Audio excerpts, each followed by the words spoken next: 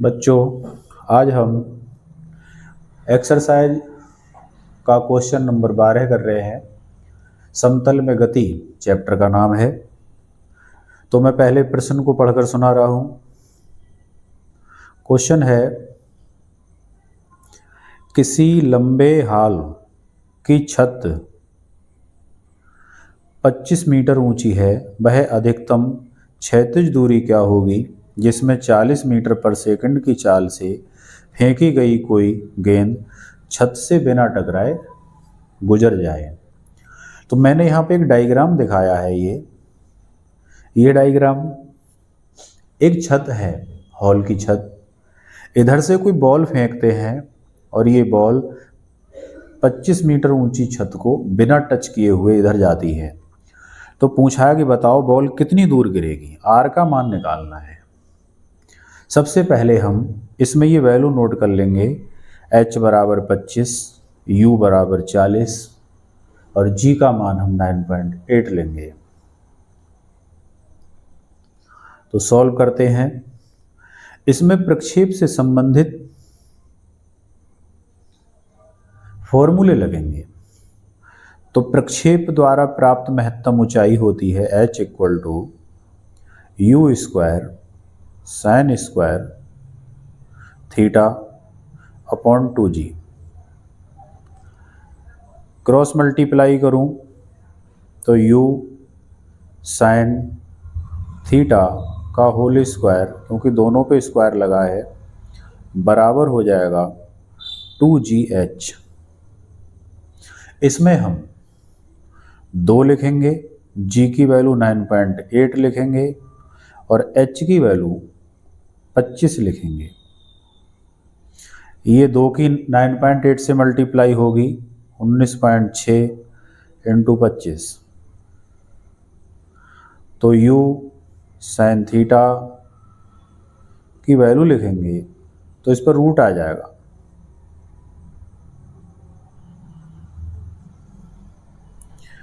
u sine theta equal to under root 19.6 upon point हटाएंगे तो नीचे 10 आएगा, मल्टीप्लाई में 25 आएगा।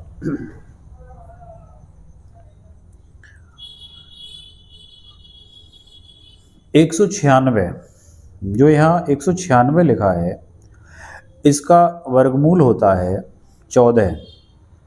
तो 14 लिखा, 25 का होता है 5 लिखा और बटे 10 का रूट हो जाएगा 10 का वर्गमूल 3.16। इधर u है, जो u लिखा है ये u की वैल्यू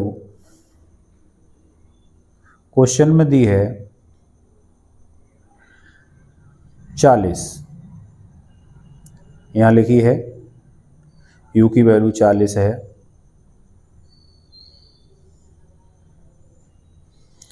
तो u की जगह पर हमने क्या लिखा, 40 इंटू साइन थीटा। ये पॉइंट हटेगा तो 2 जीरो आएंगे, एक जीरो से एक जीरो कट जाएगा। यहाँ आता है 14 पंजे 70 और जीरो, ये हो गया 700। ये 4 यहाँ से अपॉन में जाएगा तो 4 इंटू 316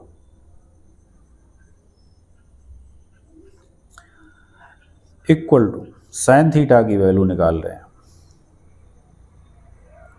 700 अपॉन 4 तियाँ 12 और 16 चौक 64, 1264 हुए।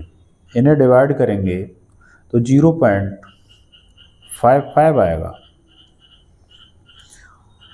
ये वैल्यू होती है साइन 34 डिग्री पर, साइन 34। तो sine theta equal to sine 34, तो थीटा की वैल्यू हो गई 34 डिग्री। इस प्रकार हमने थीटा की वैल्यू निकाली। अब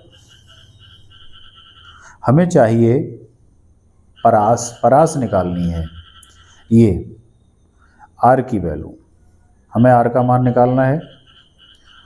तो परास का फॉर्मूला रखेंगे हम, परास का फॉर्मूला रखेंगे R equal to u square sine 2 theta upon g equal to u की वैल्यू क्या थी 40 का स्क्वायर मल्टीप्लाई साइन थीटा है 34, तो 34 और यहाँ है 2 थीटा, तो 2 से 34 की गुणा होगी तो 68 अपॉन 9.8। 40 का स्क्वायर हो गया 1600, साइन 68 की वैल्यू हम लॉग टेबल से, जो साइन की टेबल होती है उससे देखेंगे, तो साइन 68 की वैल्यू 0.92 ये हमें मिलती है अपॉन में 9.8। ये पॉइंट हट जाएंगे अगर मैं 8 के आगे 0 लगा लूँ,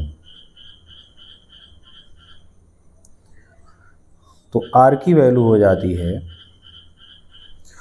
16 की 92 से मल्टीप्लाई करेंगे,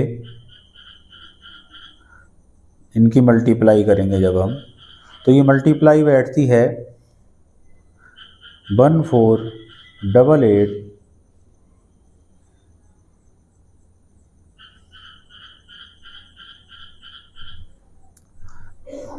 आर इक्वल टू, एक यहाँ 0 से 0 कट भी जाएगा, तो 160 और 92 इनकी मल्टीप्लाई, 0 का 0, 16 दूनी 32, 16 नेम 144 और 3 147 अपॉन में 98, इससे 98 से डिवाइड करेंगे तो आर इक्वल टू आएगा 150.2 मीटर। यही इस क्वेश्चन का आंसर है।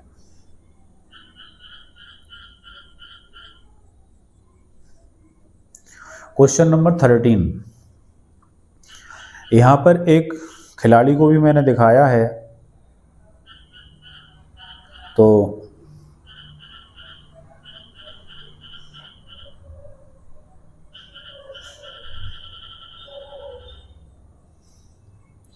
ये खिलाड़ी क्या कर रहा है, इधर से बॉल इस तरीके से जा रही है। क्वेश्चन है क्रिकेट का कोई खिलाड़ी किसी गेंद को 100 मीटर की अधिकतम क्षैतिज दूरी पर फेंक सकता है। मतलब ये आदमी यहाँ से यहाँ तक गेंद जो गिरेगी वो दूरी 100 मीटर है, तो r बराबर 100 हो गया। वह खिलाड़ी इस गेंद को जमीन से कितनी ऊंचाई पर फेंक सकता है। मतलब ये हाइट निकालनी है ये वाली, तो इस हाइट को निकालने के लिए ये वाली हाइट निकालनी है मैक्सिमम। तो हमारे पास फॉर्मूला होता है प्रक्षेप की परास, प्रक्षेप द्वारा प्राप्त महत्तम ऊंचाई। तो हम पहले एक बार परास का फॉर्मूला लिखेंगे, उसमें r की वैल्यू रखेंगे 100, एक बार ऊंचाई का फॉर्मूला लिखेंगे और उसमें r की वैल्यू का प्रयोग करेंगे। आइए करते हैं सवाल कैसे होना है।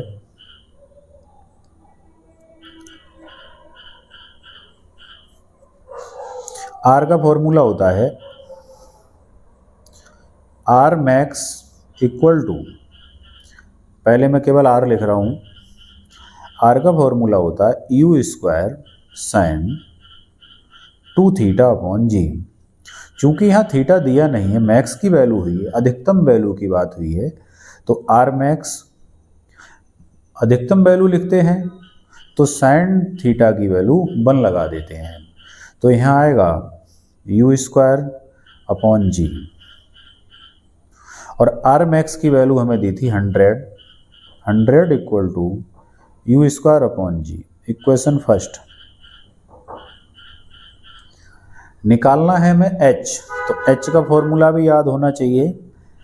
जैसे r मैक्स के फॉर्मूले में मैंने साइन की वैल्यू 1 लिखी, ऐसी एच के फॉर्मूले में भी साइन थीटा को 1 कर देंगे तो एच मैक्स हो जाएगा you square upon 2g।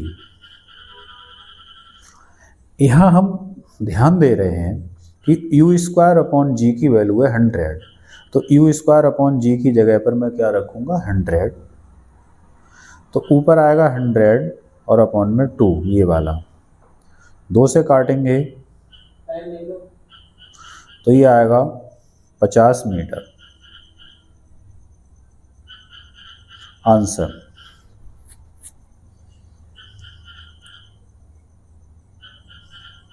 Question number 14 जो क्वेश्चन है ये अभिकेंद्र त्वरण से संबंधित है। A equal to v square upon are.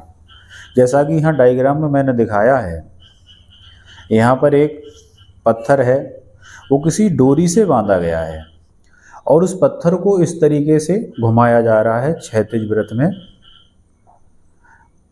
धागे की लंबाई 80 सेंटीमीटर है, तो हो जाएगा L बराबर 80, L की वैल्यू। और खास बात इसमें ये है कि यहाँ ये दिया है 25 सेकंड में 14 चक्कर। इससे हम आवृत्ति निकालते हैं। 14 को 25 से भाग करेंगे तो फ्रीक्वेंसी हो जाएगी n इक्वल टू 14/25। ये हो जाएगी आवृत्ति।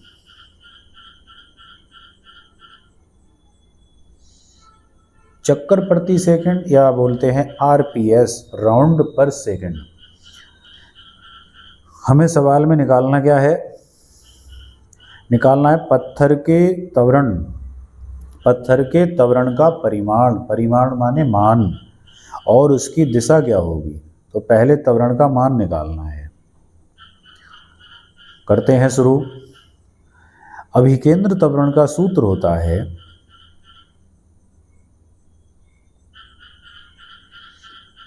A equal to v square upon are.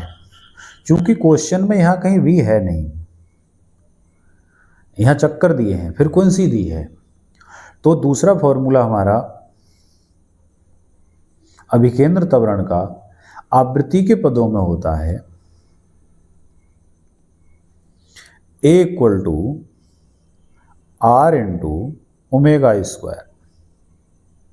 ये इससे करेंगे हम। कैसे करेंगे देखेंगे। A equal to r into, और ओमेगा होता है 2πn, n है आवृत्ति, इसमें मान लगाएंगे। आर की जगह 80 सेंटीमीटर जो धागे की लंबाई है, तो वो 80 सेंटीमीटर को लिखा जाएगा 80/100 मीटर में। इस पर स्क्वायर है, ब्रैकेट में आएगा 2π का मान 22/7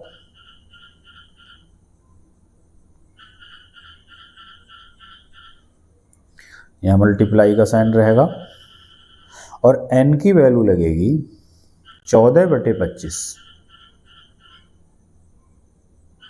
इस प्रकार हमने सभी वैल्यू लगा दी।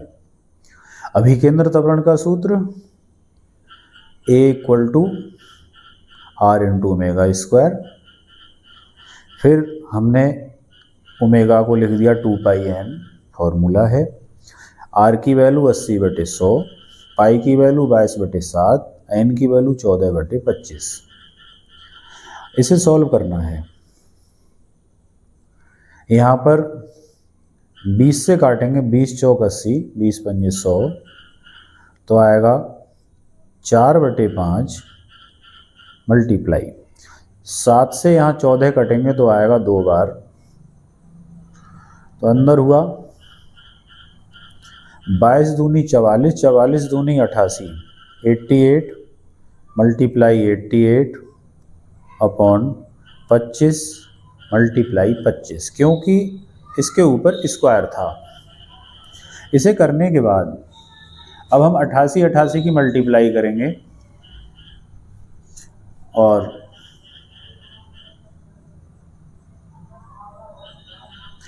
88 की जो मल्टीप्लाई होगी उसकी 4 से मल्टीप्लाई करेंगे तो ये आएगी 61952।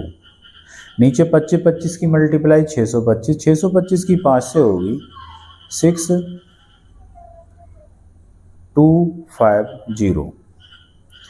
और इससे जब डिवाइड किया जाएगा तो इसका डिवाइड लगभग ग्रेविटेशनल एक्सेलरेशन के बराबर आता है 9.97 metre per second square.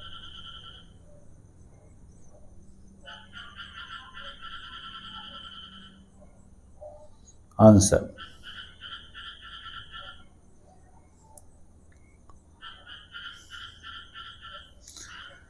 Question number 15। कोई वायुयान 900 किलोमीटर पर घंटा की चाल से उड़ रहा है। चाल तो सबसे पहले लिख लेंगे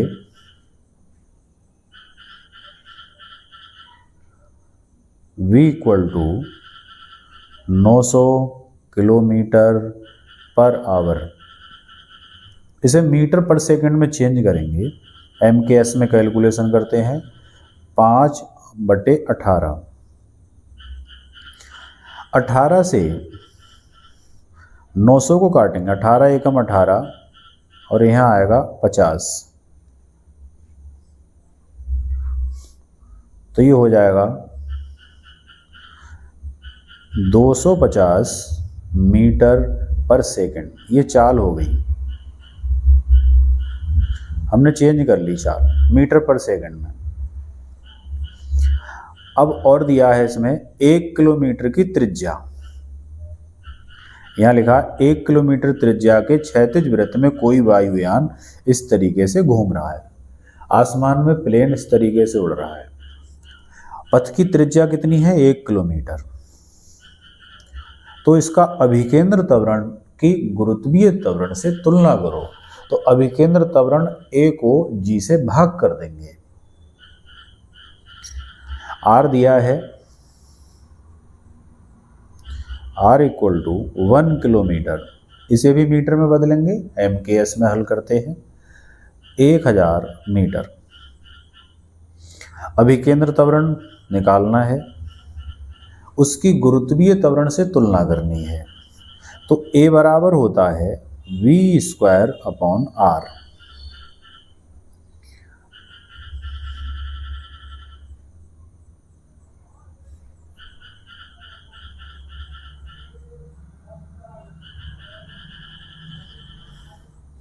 ये होता है गुरुत्वीय त्वरण से तुलना, मतलब जी से भाग। अगर मैं इसके अपॉन में जी लिख दूं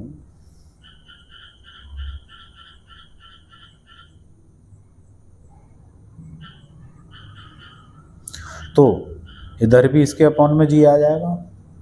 अब हम इधर राइट साइड में इधर तीनों की वैल्यू लगाएंगे, v, r और g। तीनों की वैल्यू पुट कर रहे हैं।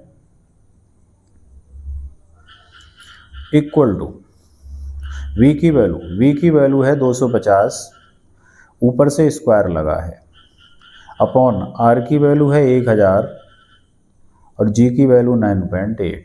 अब मैं 10 लगा दूं तो इजी हो जाएगा, कुछ सरल हो जाएगा। इक्वल टू 250 का स्क्वायर का मतलब है 250 मल्टीप्लाई 250 अपॉन में 1000 और मल्टीप्लाई में 9.8। 9.8 का पॉइंट हटाएंगे तो ऊपर 0। ऊपर हमारे पास 3 जीरो हैं, 1 2 3, और ये 3 जीरो मैं इससे काट दूंगा तो बचता है 25 × 25। ये वाले इनकी मल्टीप्लाई 625 और अपॉन में आता है 9.8। इसे अगर भाग किया जाए, डिवाइड किया जाए तो पॉइंट हटाकर यहाँ 0 आएगा और ये 6.7 के आसपास नियर अबाउट आता है। 6.4। यहाँ मात्रक कुछ नहीं आएगा क्योंकि ऊपर भी त्वरण है, ये भी एक्सेलरेशन है, ये भी एक्सेलरेशन है, तो यूनिट कोई नहीं आएगा, बस 6.4:1, यही इसका आंसर हो जाएगा।